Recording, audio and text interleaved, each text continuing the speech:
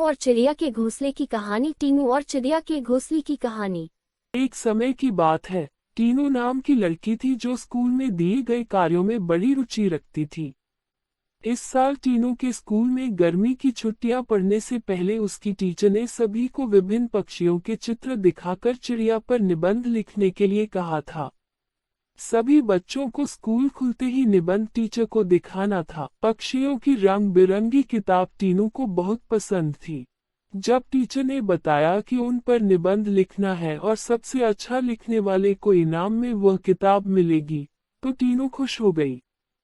Teacher ने सभी पक्षियों से जुड़ी कुछ कहानियां भी बच्चों को सुनाई।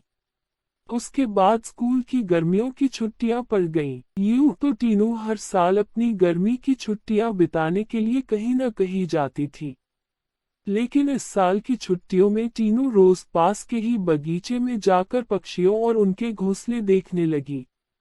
उस बगीचे में गोरैया, गर्जन, लवा जैसे बहुत से पक्षी आते थे। टीनू बगीचे में आने वाली हर चिड़िया को पहचानने की कोशिश करती और उन्हें गौर देखती रहती। टीनू देखती थी कि हर चिड़िया एक एक घास, पत्ती, पंख आदि को जोड़कर कैसे अपना घोंसला बना रही है।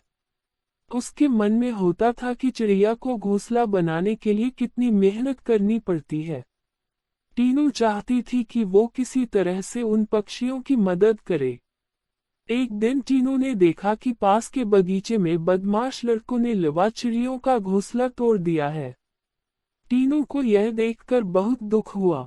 उसने सोचा कि क्यों न मैं इनके लिए खुद एक दो घोंसले बना दूं।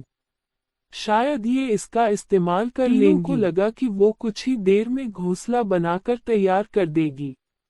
लेकिन टीनू पूरा दिन तिनकों और दूसरी चीजों से चिड़िया का घोंसला बुनती रही। बड़ी मुश्किल से जब घोंसला तैयार हुआ, तो घोंसले को पेड़ पर टिकाने के लिए कुछ मिला नहीं। टीनू की माँ यह सब देख रही थी। तभी टीनू ने माँ को बताया, देखिए न, मैंने चिड़िया के लिए एक घोंसला बनाया है, मगर यह उतना सुंदर नहीं है जितना चिड़िया बनाती है। मैंने सोचा था आसानी से एक सुंदर घोंसला बन जाएगा, लेकिन ऐसा हुआ नहीं। यह घोंसला अंदर से काफी कठोर बन गया है। क्या आप इसे मुलायम बना देंगी? किसी तरह से टीनू की माँ ने उस घोंसले को थोड़ा ठीक किया। उसके बाद टीनू ने उस घोंसले को धागे की मदद से पेड़ पर टिका दिया। अब बगीचे में बैठकर टीनू लवा पक्षी के आने का इंतजार करने लगी। वो पक्षी बगीचे में आए तो, लेकिन टीनू द्वारा बनाया गया घोंसला उन्होंने इस्तेमाल नहीं किया। टीनू के साथ उसकी माँ भी बगीचे में आई थी।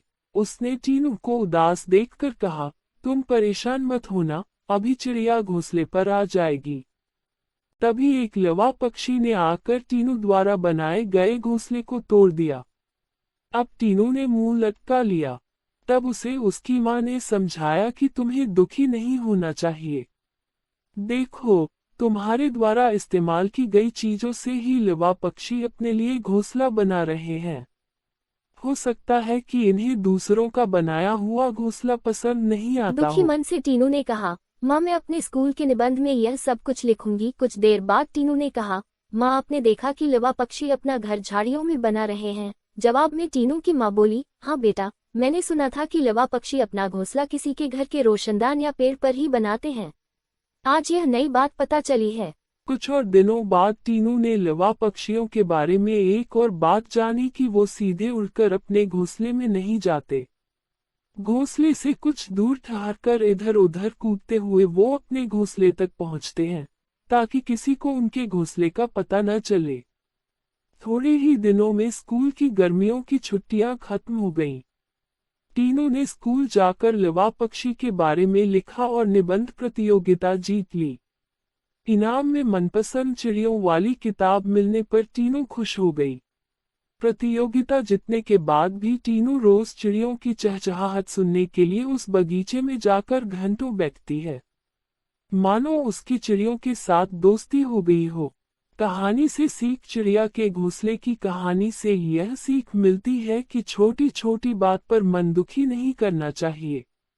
साथ ही आसपास की चीजों पर गौर करने से हमें काफी कुछ नया जानने को मिलता है।